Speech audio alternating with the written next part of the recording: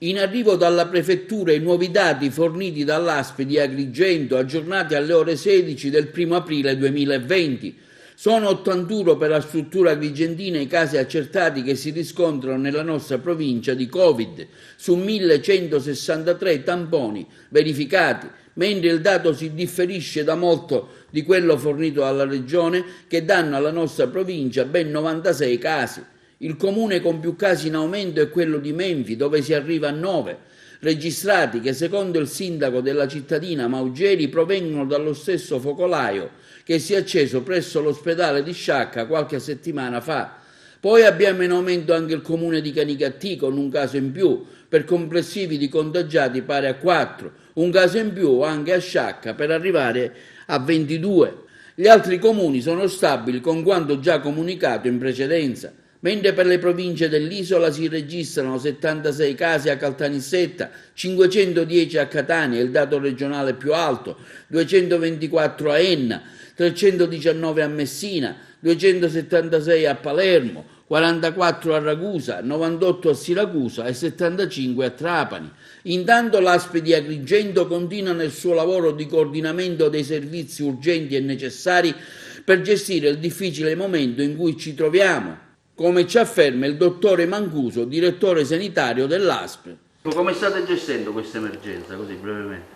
Le stiamo gestendo nel modo come le ho detto. Intanto tutti i pazienti che si recano da noi in pronto soccorso si fa una accurata indagine anamnestica per capire che tipo di sintomatologia presenta, se c'è anche il sospetto di qualche link epidemiologico con qualcuno dei pazienti che sono stati già individuati come soggetti positivi o comunque sospetti tali, per esempio i conviventi o i contatti stretti con un paziente positivo.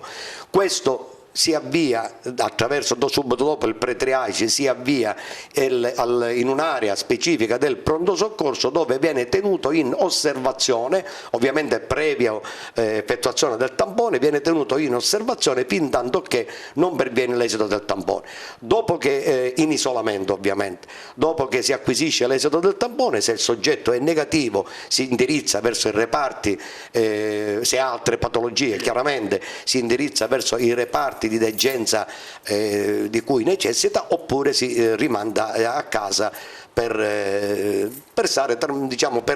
vedere l'eventuale evoluzione del quadro clinico, se presenta un quadro clinico, oppure di stare tranquillo. Che idea si è fatta della situazione nella nostra provincia relativamente ai casi Covid? Secondo lei ci può essere un aumento, è stazionario, è nella norma? Allora, noi dopo il primo cluster che si è verificato a Sciacca abbiamo registrato un incremento che è contenuto, salvo dei casi dove per esempio all'interno di uno stesso nucleo familiare dopo il primo positivo abbiamo rinvenuto altri 2, 3, a volte anche 4 soggetti conviventi positivi.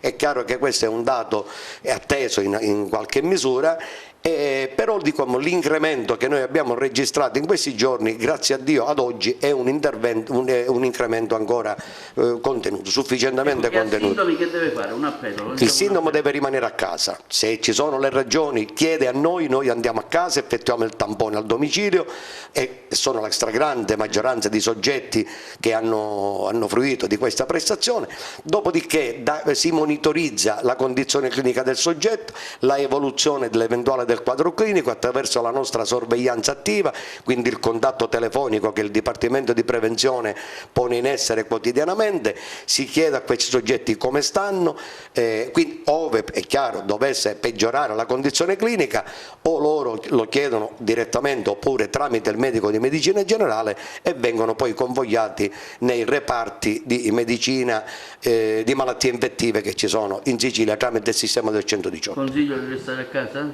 Sempre. Rimanere a casa è la soluzione migliore, è l'unica che ci può aiutare a superare questo momento di crisi gravissima, è quello di mantenere, di evitare i contatti stretti, al solito quello di lavarsi frequentemente le mani, eccetera. Ma la cosa più importante è rimanere a casa.